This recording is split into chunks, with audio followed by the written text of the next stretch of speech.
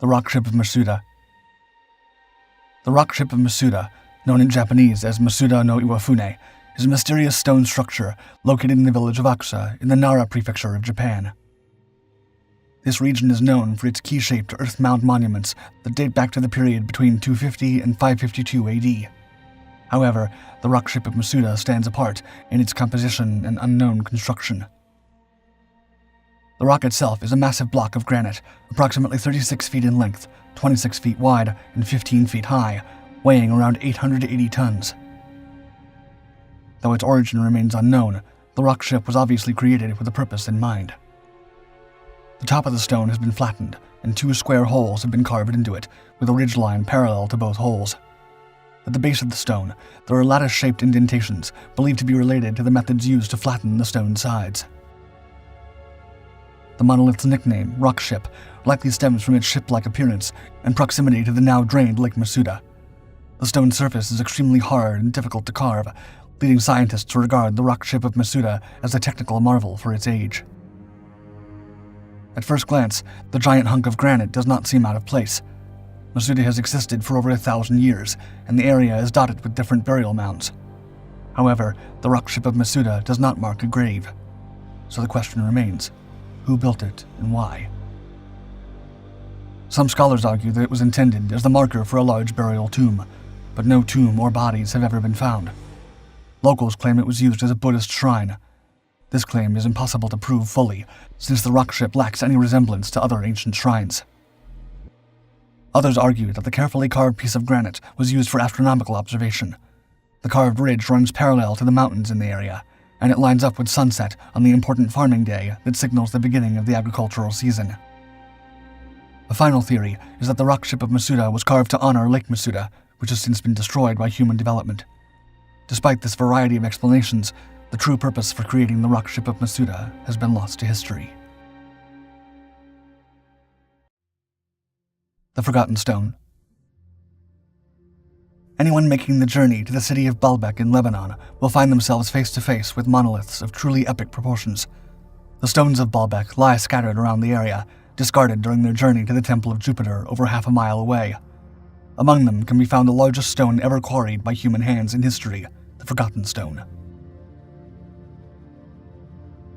All the stones found in Baalbek are massive, but the Forgotten Stone redefines the term enormous. Found buried next to a similarly colossal monolith known as the Stone of the Pregnant Woman, the Forgotten Stone is 55 feet long, 20 feet wide, and 18 feet high. Since it is still partially buried, archaeologists can only estimate its weight, but the stone is believed to weigh at least 1,650 tons. Even without the stones, Baalbek would be a mysterious place. Though the Romans built the Temple of Jupiter, the foundation it sits upon is believed to be much older. Called Heliopolis by the Romans who conquered it, the land around Baalbek is believed to have been settled by the Phoenicians, who arrived in the area over 3,000 years ago. The city itself can be found in the Bible, where it is called Balat. The biblical verses that mention the city claim that it was rebuilt by the legendary King Solomon. The origin of the foundations that lie under the Temple of Jupiter, however, remains unknown. The Romans carved the Forgotten Stone, but the reason behind its abandonment is still a mystery. The sheer size of the stone makes moving it a daunting task, even with modern equipment, and scholars continue to argue over how Roman engineers managed to move the Forgotten Stone to its final resting place. The answers may forever be lost to the sands of Baalbek. The broken menhir of Ergra. The province of Brittany in France is home to one of the most extensive Neolithic sites in the world. Lying scattered and fractured in the middle of a field lies a massive relic of the skills and determination of the people of the Stone Age, the broken menhir of Ergra. If it had remained standing, the menhir would tower above the surrounding landscape. At nearly 69 feet long, weighing around 350 tons, and crafted in 4500 BCE, the giant column is the largest example of stonework ever created by Neolithic peoples. The broken menhir is part of a site known as the Lokmariake megaliths. The site is 1,000 years older than Stonehenge and is a humbling monument to the abilities of our ancestors. The 460-foot-long tumulus passage grave is nearly as old as the broken menhir and still holds the remains of domesticated cattle, interred forever in the earth for reasons unknown. Joining the passage is the merchant's table, a Stone Age tomb constructed from the ruins of the broken menhir itself. Both the tumulus passage and the merchant's table were finished with pieces of the broken menhir, meaning they were built after the monolith fell. But why was such a massive monument built in the first place, and why did it fall? The stones feature vague carvings of plows, but they have been so eroded that researchers cannot decipher further details. Popular theory claims the monument was torn down, perhaps by a rival tribe or a group offended by the message given by the presence of the monolith. Geologists, however, have a different theory. The mighty pillar was brought down by an earthquake, breaking it into 4 pieces as it collapsed. The Gate of the Sun. While exploring the highlands of Bolivia in the 1860s, Ephraim George Squire stumbled upon an incredible sight. Looking for Incan relics, the American diplomat and explorer found himself in the ruins of an ancient city built by a long-lost empire. Sitting at over 12,000 feet above sea level near Lake Titicaca, Tiwanaku covers nearly 1.5 square miles and is filled with the remains of ancient buildings and relics. Standing guard over the site is the most complete monument that can be found in the city, the Gate of the Sun. Nearly 10 feet tall, 13 feet wide, and weighing around 10 tons, the Gate of the Sun was carved from a single piece of stone. 48 squares are carved into the gate, each featuring an effigy. 32 of these effigies are fully human, while the other 16 have the heads of condors. They all look at the central figure, a man holding staffs representing rain and lightning. The man himself seems to represent the sun, and is likely a creator god. The purpose of the gate is unclear. Some scholars claim that it's a calendar, while others believe that it's an astronomy tool. Part of the confusion about the gate lies in where it stands. Modern research shows that the gate was probably not originally located where it is now, and was simply stood up by European explorers who found it toppled over in the 1800s. The Gate of the Sun is a mystery, but it is no more perplexing than the culture that built it. The city of Tiwanaku once held 20,000 people at its peak between 500 and 900 AD. It was part of the Tiwanaku Empire, which spanned western Bolivia from 600 to 1000 AD. Though they built large cities and crafted impressive monuments, they left no written trace of their legacy.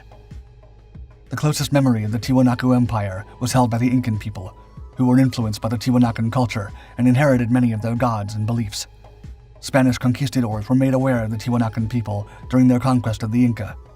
Pedro Cieza de Leon included the city of Tiwanaku in his notes on Peru, as his men hunted for the southern Incan capital. The Gate of the Sun is not the only impressive sight to be had at Tiwanaku. The city also contains the Puma Punku, the Gate of the Puma. A giant gathering place 550 feet wide and 380 feet long, Puma Punku features 65-foot wide projections in the north and south ends.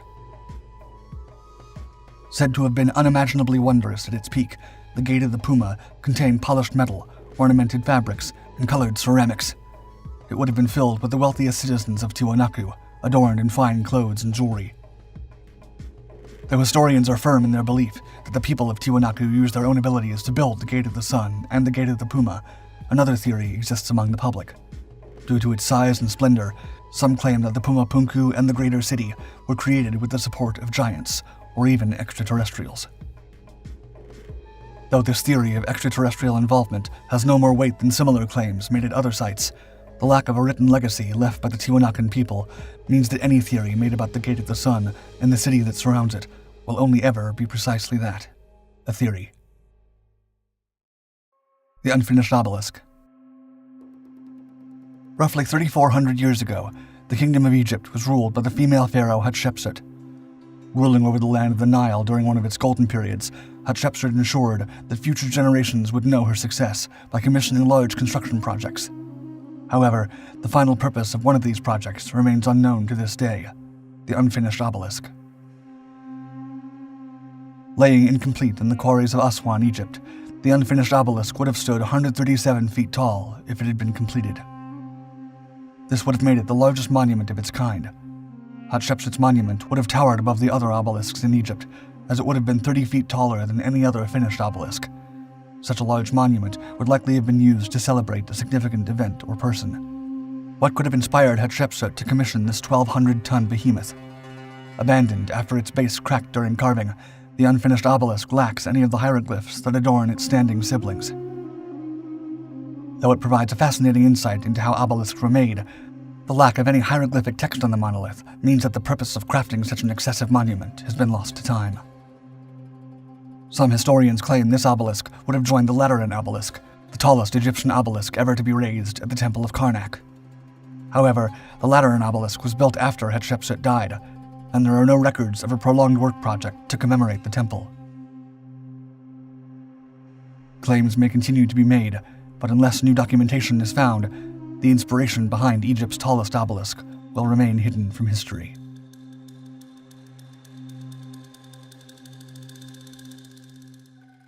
Are you ready to unlock the secrets of the past?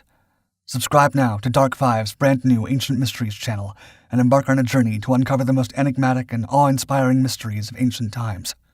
Leave a comment if there are any ancient mysteries you want us to explore in upcoming videos.